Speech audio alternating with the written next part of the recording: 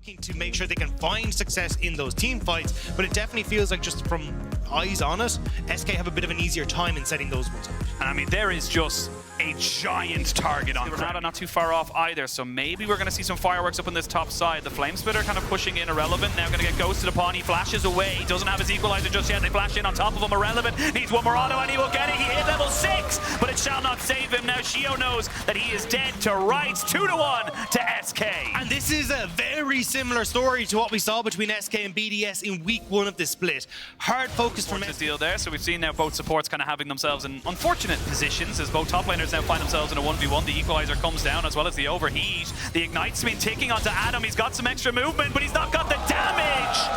And that is the power of the Rumble, the shred on the magic resistance, and you just put down your overheat. And that's the big one there, especially with the Hex Drinker for Adam. He's already planning to try and make a play happen, but now look on the bot side. Yeah, gonna see them now go for a 2v3 as Dots does get taken out. Crownie just perfectly set up there to throw in the rocket. Now Exakick taken very low, but hasn't been taken down. I mean that with some of these big summoner spells burnt, maybe SK can look for a pick beforehand. Oh, they're looking for one right now. There's the charm coming in. No Cyclone, remember, but you've got yourself the cease and desist. There's going to be the ultimates comboing in. They trade it back 1-for-1. Good flash from Sertuss means he does not get hit by the Vault Breaker. But Rift Trail as well if he wants to try and add to that gold that he's picked up. But good chompers now, keeping SK at bay. You've got no Rumble here. And you've got no engage for Markoon, so BDS just get to walk away as Markoon now going to move bot side to plant this Rift Herald. Yeah, Adam was already covering Irrelevant as well on the roam, so he's happy to pop the Ragnarok, but we're going to go bot side as we already see there. They're going to try and jump in on top of Sheo. No flash on the Vi, but no real commitment to come in here. There's going to be Shelly in the drop down, and that's only going to be plates towards Markoon. There's Irrelevant and Adam trying to see if they can dodge each other out. There's going to be a little bit of damage. Oh my god, Irrelevant needs one more auto and he's going to go down. Just enough there. Fights again, though. It does come down to execution here for BDS because I don't think they're the best of front lines to try and take these fights. No, they're going to look for one right now. No flash on Sheo, but he has to use the cease and desist. There's going to be the hostile takeover doing just that. Markoon can't really get his finish off on the kill. Sheo gets another shield, and Sertuss goes golden, but it's only to delay the inevitable. Nuke comes in and does just that. They tried to take the fight immediately, but you don't have Exakick in position. But now, looking for one more. They're going to go right straight onto Labrov, who goes down. No bailout for him. That's just going to be a trade back. It's more of a pick than anything else. But again, SK, it feels like they're trying to... This is very scary as well for BDS. You don't want to be caught in the pit if this combo end up coming off from SK, which is why they're playing so far back. Yeah, you're going to see the handshake come in. They get a knockback on Dots, but there's a good equalizer. Dots will still go down to the rocket. They're going to try and see if they can take out Sheo on the backside as he's forced to flash away. The Unleashed power is onto the clone. That was a great decoy, but they've run straight in onto Sertuss. He gets no chance, but they're putting down the feathers. The shutdown at the 2-for-2.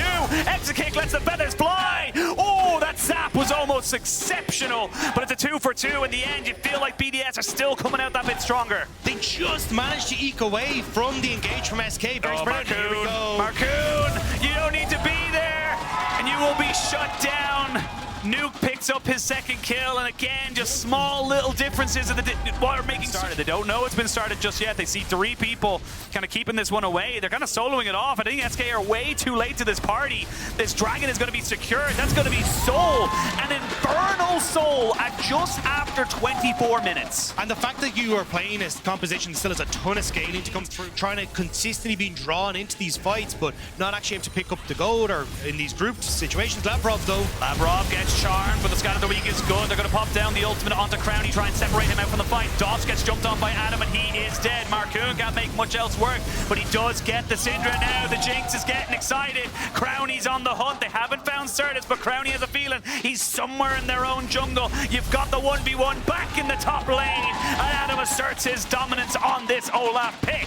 And that's Baron for BDS. They can immediately move over there. Great opportunity there for BDS to be able to turn that one around. Relevant, the ultimate wasn't quite in a position where it really was threatening or cutting people off, so BDS find the chase and find the kills. That's the big thing with the Rumble, is that if you cannot get these ultimates down, if you cannot find the right angle, they just feel a bit like nothing. It just feels like they don't do anything. And I think it was a basic call of like, hey look, do we try and all in on bot side or do we try and all in on Adam? They try to go for bot, and it's costing them now.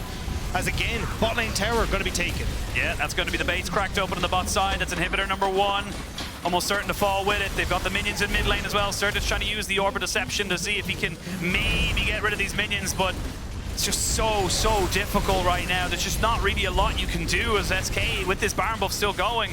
You just have to kind of sit there and watch. The streak seems to be continuing for SK, a team that started off so well and went to be such high hopes, but even the Nautilus is going to be shredded down by a lot of this damage. And speaking of damage, they're going to look to try and get a support and jungle combination here on top of Relevant. He cannot trade back the kill onto Labrov as he gets hand shook away, and that is just as easy as it is. And honestly, that exact kill right there kind of spells exactly how this game is started to wail away in these Nexus turrets and draw SK away. Charm lands, but got not much else here for SK.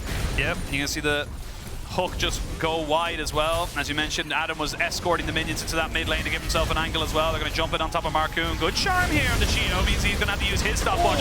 My God, that was a hell of a lot of damage, and it's not going to stop either. Your feathers may fly, but you are being turned into KFC, my son.